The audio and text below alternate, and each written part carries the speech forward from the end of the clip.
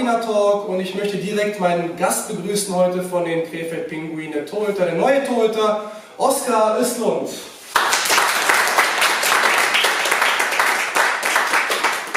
Oskar, thank you for having you here, that you came here in our big studio here and having fun with us. So yeah, first of all, just tell us, how did you exactly right now, lived in Krefeld here, you just came here in a strange situation, you came later. But how is it so far for you? Wie ist es für ihn bis jetzt? Er kam ja später hier nach Krefeld und wie fühlt er sich so im Moment und ja, wie hat er sich eingelebt? First of all, nice to be here, and yeah, my first time here in Krefeld has been a good one. Everyone took care of me good, and as you said, it was a hard situation for the club the first couple of 2 weeks, I think. And but Matthias told me all the time they will probably manage it and fix it, and they did, and everything has been good so far. And I like the arena, the fans, and the atmosphere is perfect during the games, and yeah, it's good guys in the team. Everyone, yeah, it's a good place. I like it. Ja, also er sagt auch, er mag es auf jeden Fall. Ich muss ja ein bisschen übersetzen für die, die nicht so gut Englisch können, aber können ja sowieso die meisten, die nehme ich mal an, ne? Hat er schon gezeigt, ne? Mach mal, okay. Aber er sagt auf jeden Fall, hat sich sehr gut eingelebt, auch mit dem Matthias in guten Austausch gewesen und man hat auf jeden Fall alles dafür getan, dass hier in der, ich sag mal, komischen Situation alles gerade gerückt wird und es war für ihn auch eine sportlich schwere Situation, für die Mannschaft vor allem, aber er hat sich auch Kurzfassung jetzt sehr gut hier eingelebt.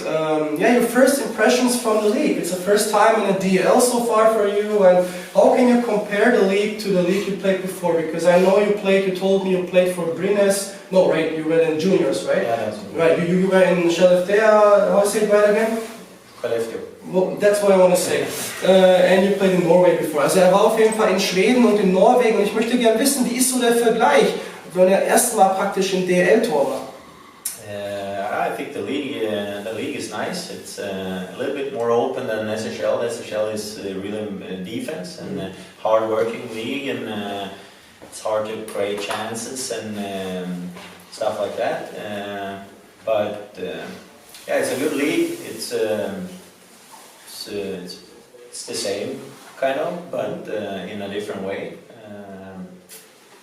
And it's a step up from the Norwegian league, so it's kind of the same as SHL, but more open. Okay, also die Liga ist mehr offen und er sagt auch hier, also unsere deutsche Liga und die Liga drüben ist ein bisschen mehr defensiver, sagt er, aber sonst irgendwie kann man sagen, das Gleiche von der norwegischen Liga, sagt er, ist es für ihn natürlich ein Schritt nach vorne und das ist das nächste, was ich ihn fragen will, weil er hat ja auch in der Vergangenheit in Norwegen gespielt und wie eben auch sein Weg war von den Junioren, der ist ja geboren 1992, also der wurde vor einem Monat 28 und war dann in Gävle und praktisch Brynäs, da wo auch Thomas Greis mal gespielt hat in der Liga, hat er auch die Juniorenzeit verbracht. So you told me you played in Brynäs your junior time. Yeah. Just tell us a little bit, let's go back pretty far. When did you start play hockey and about your past? Probably started like skating somewhere when I was 3, and chose to be a goalie pretty early, maybe when I was 8. Then I was a set goalie and played goalie in my home club volleyball, and then I played here until I got 15, and then all people in the areas some get picked to a bigger club, Brynäs, and then I played all the juniors there, so I was there for 4 years, and I never got a minute in the SHL back then, but I was had some backup games, and after that I changed club to HV71 in Växjö, also playing juniors. That was in Sweden, right? Yeah, in Sweden, okay. yeah. And then suddenly I changed the club to Karlskrona, it's called, and we promoted up to second league, the Allsvenskan in Sweden. And which is a good league actually. It is. Over the time.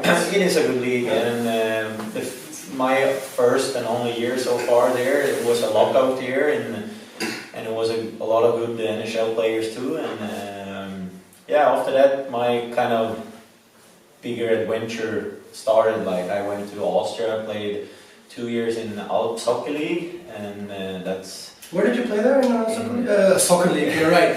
Auch Hockey League? It was in Regensburg, it's called. Okay. It was a good place, and for me back then, I was young, I was 20 and 21, those 2 years, and I got a lot of pressure on me, like you have to play every game, and like you have to play good, and you grow with the with the situation. Exactly, right. So yeah. I had a good 2 years there, and I learned to live by my own in another country with German speaking only, and it was hard, and then I moved to Norway, played there for 4 years, and all of a sudden you end up here. Now I end up here. Ja, also es war eine, ob ich mir alles gemerkt habe, ist immer so die Sache, ich bin ja auch schon alt geworden, aber wir haben auf jeden Fall eine sehr interessante Story von ihm auch gerade gehört. Also der ist auf jeden Fall in Schweden damit praktisch aufgewachsen, mit dem Eishockey dann eben auch für Brynäs in Junioren gespielt, dann nochmal gewechselt und hat danach auch in der Allsvenskan, das ist sozusagen die zweithöchste Liga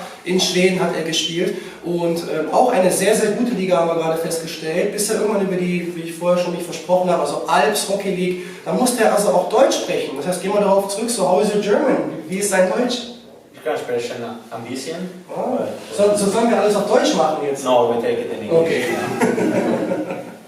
Okay, aber man sieht auf jeden Fall Vorkenntnisse und er sagt, er konnte mit der Situation ja auch irgendwo wachsen. Man wird ja auch, wenn man dann faktisch wechselt. We had the same talk with Jussi the last month that he said, well, when he left home and everything, you grow as a person, you grow as a goalie and it's a totally new situation.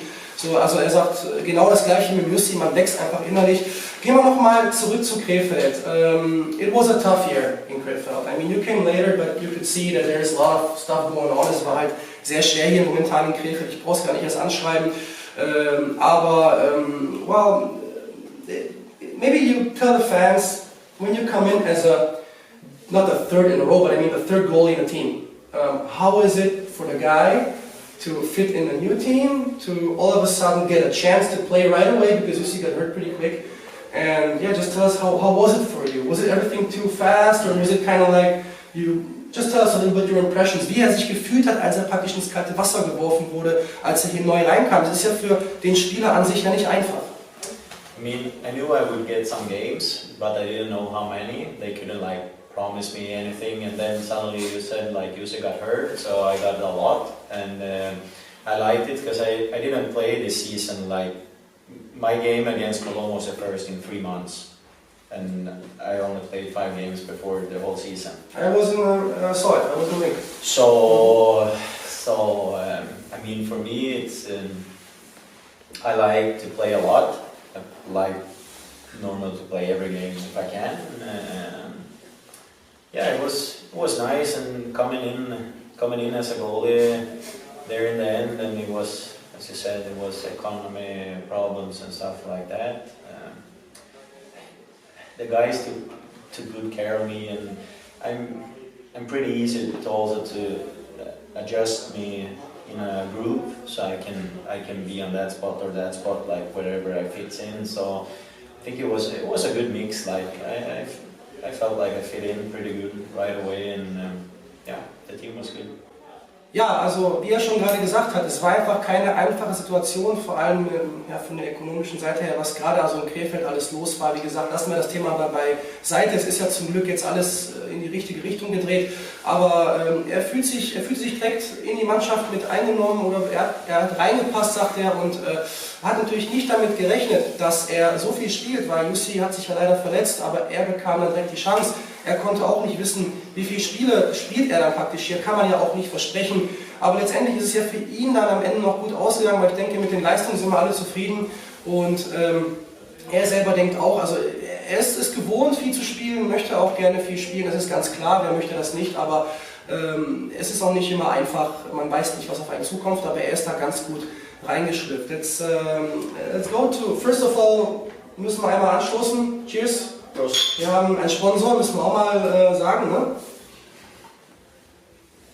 Also Fritz Limo oder Fritz Cola ist also unser kleiner Sponsor, wenn wir auch nochmal hier erwähnen. Aber dazwischen war seine Maske. Naja? Ja.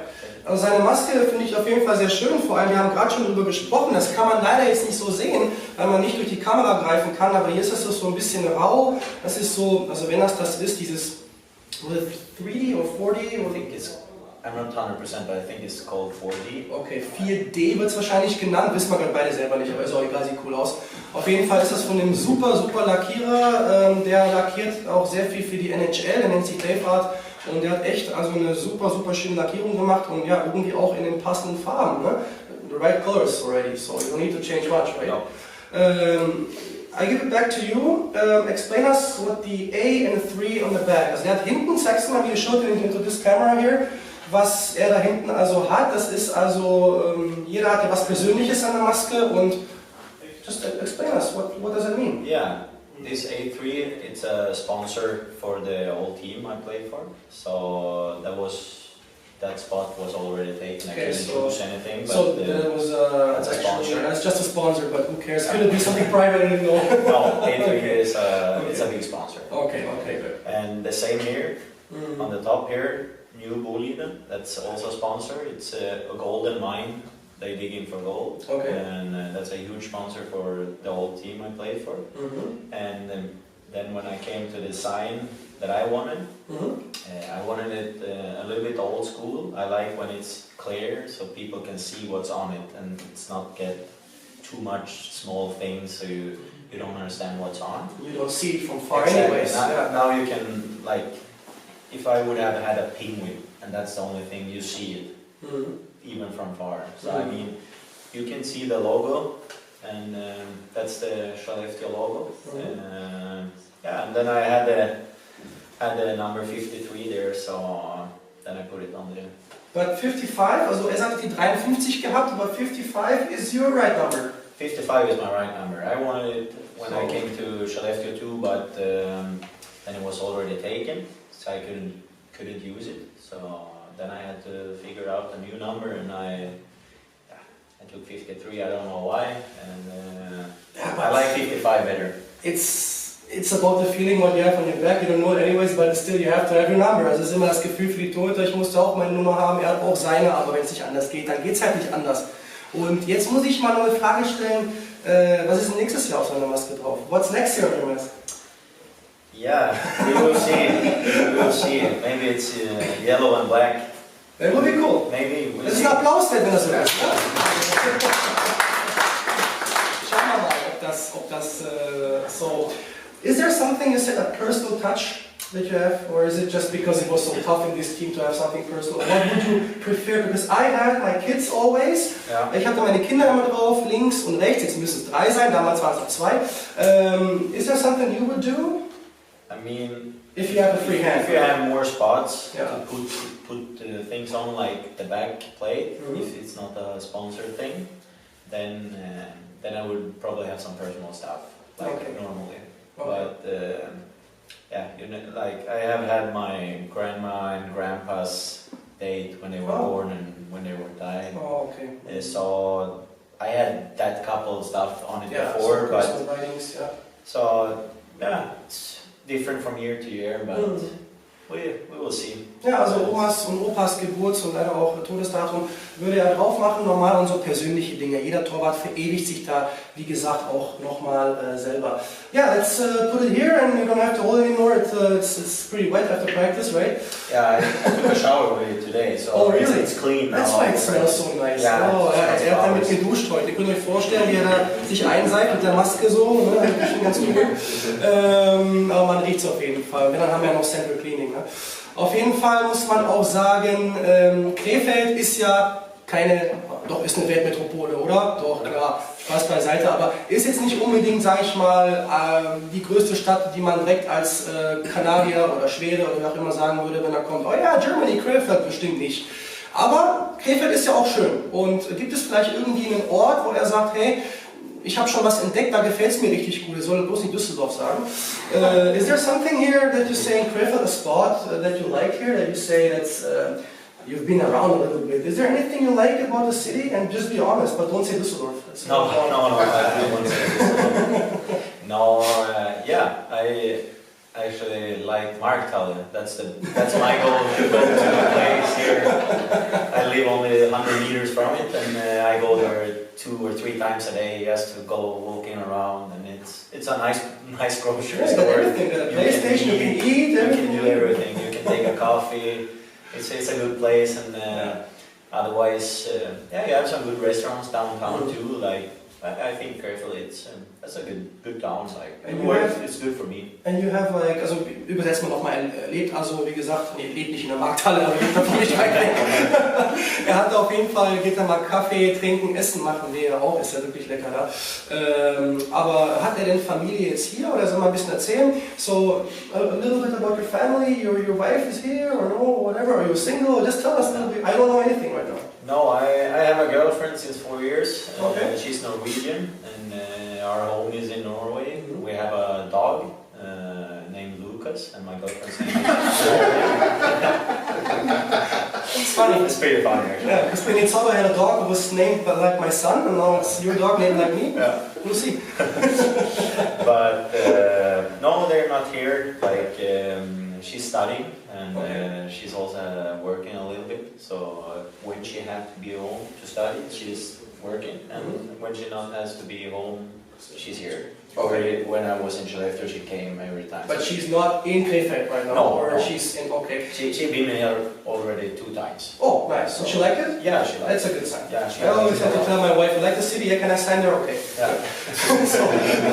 Nee, also seine Freundin, die seit 4 Jahren hat, die studiert und lebt auch in Norwegen, da haben die auch das Zuhause und er sagt auch, die war 2-mal hier, hat es ihr sehr gefallen. Das ist ja sehr, sehr wichtig, weil die Familie muss sich ja wohlfühlen. Fangen wir mal direkt an, wir haben ein paar Leute hier stehen. Hat sich jemand schon vorher gemeldet? Hat jemand von euch eine Frage an Oskar? Yes, about the number. Why is the number 55? Gute Frage, warum die Nummer 55? Special meaning? No, like I had 92. First time I was senior, I played with number 92, and when I was supposed to change the club, I had 92 there too. And then I wanted to keep on going with it, but then suddenly someone had it in Storhamar in Norway. And then I said, okay, I don't know what to take. And then the equipment manager, he said, yeah, we can take some fun number, like some odd and strange. And then I said, I don't know, like, yeah, 33. I said, oh no, that's boring, you can't take it. You need something new, like, yeah, 50, and he said 5. Yeah, 55 is good. And that's how it started with 55. Yes, I don't know, but now I like it. Okay. Ja, das ist also immer sehr spannend, über die Torhüter zu hören, dass man da so ein bisschen Persönlichkeit auch da reinbringt ins Hockey. Ne? Weil es ist ja nicht immer so einfach, dass man dann die Nummer kriegt, die man möchte, und er hatte die halt nun mal leider nicht. Aber am Ende des Tages zählt es ja immer auf dem Eis. Also die Nummer, die man kriegt, ist dann am Ende nebensächlich, aber ist immer so ein schönes Gimmick nebenbei. So, that was pretty much it. I hope you liked it here. Yeah, it was nice. And, but we have one more thing, also wir haben jetzt eben die kleine Fragerunde dann schon mal beendet, aber wir haben noch eine kleine Sache, die wir jetzt machen. Und zwar werden wir jetzt einmal jemanden auslosen, der wie gesagt im Target-Shooting hier gegen Oskar antritt. Ja? Es gibt auch wieder was von Center Hockey zu gewinnen und ja, dann schauen wir mal, wen wir jetzt hier auslosen. So, der Oskar zieht jetzt einen, der gegen ihn schießt. Oskar, just pick one, please. Wo ist es? Other side.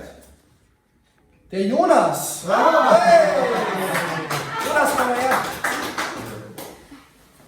Haust du den Oskar weg, oder? Dreh ich mal ruhig um, da ist die Kamera. Haust du ihn weg? Ja. Dann sag mal da rein, ich hau Jonas weg. Nee, nicht Jonas, ich hau Oskar weg. Ich hau Oskar weg. Genau. Okay, also die Jungs schießen jetzt 2 Runden A4 Scheiben. Und zwar, schaut mal hier. Einmal 2 Punkte und einmal 1 Punkt und die können schießen, wohin die wollen. Und letztes Mal hat Jussi 5 Punkte gemacht. Mal gucken, ob Oskar besser ist. Wir machen so eine Wand à la Top Gear, wo die Jungs nachher dann praktisch zählen können, wer wie viele Punkte gemacht hat. Auf geht's! Kannst du noch halten. So. I would not stand there if I you can take the helmet. Pass auf, vor der Kamera nicht stehen. Okay. Und los, Jonas, komm, fang an. Oh, was?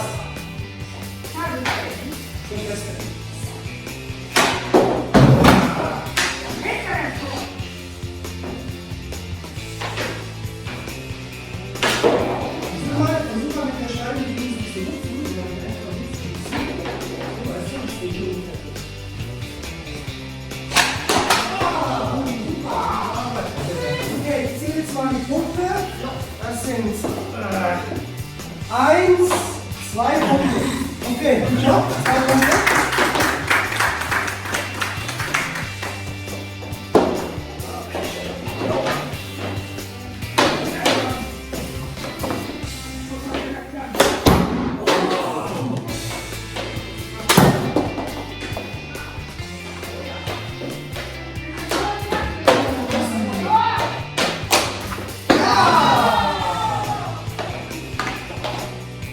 Aber er ging auf jeden Fall für die oberen, muss man ja auch sagen. Er ging für die oberen.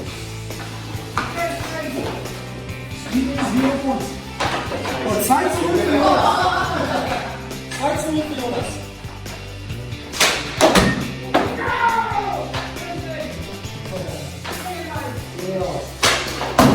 Gut, Jonas, nochmal, komm.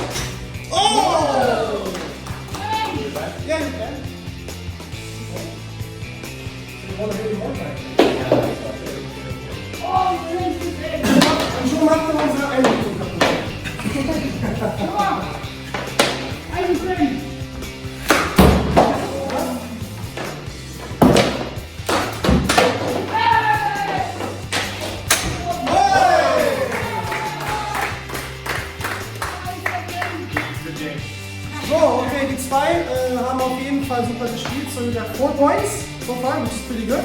Ist ja eigentlich ein Unentschieden heute gewesen, aber ich würde sagen, trotzdem kriegt der Jonas den Alterspunkt noch dazu, also he got 1 point extra because he's younger, so it's 5-4 for him. Er hat also Jonas gewonnen, du kriegst ein kleines Geschenk von uns. Ja, und das war's für heute vom Central Arena Talk. Wie gesagt, ich hoffe, ihr hattet alle Spaß und wir sehen uns also nächsten Monat wieder. Wer dann da ist, sagen wir euch noch bitte bei Central Hockey oder Central Goalie gucken im Netz, das heißt Facebook oder Instagram, und dann sagen wir euch, was los ist. Danke, Servus, ciao. Gute Arbeit, du kriegst jetzt noch was von uns, okay?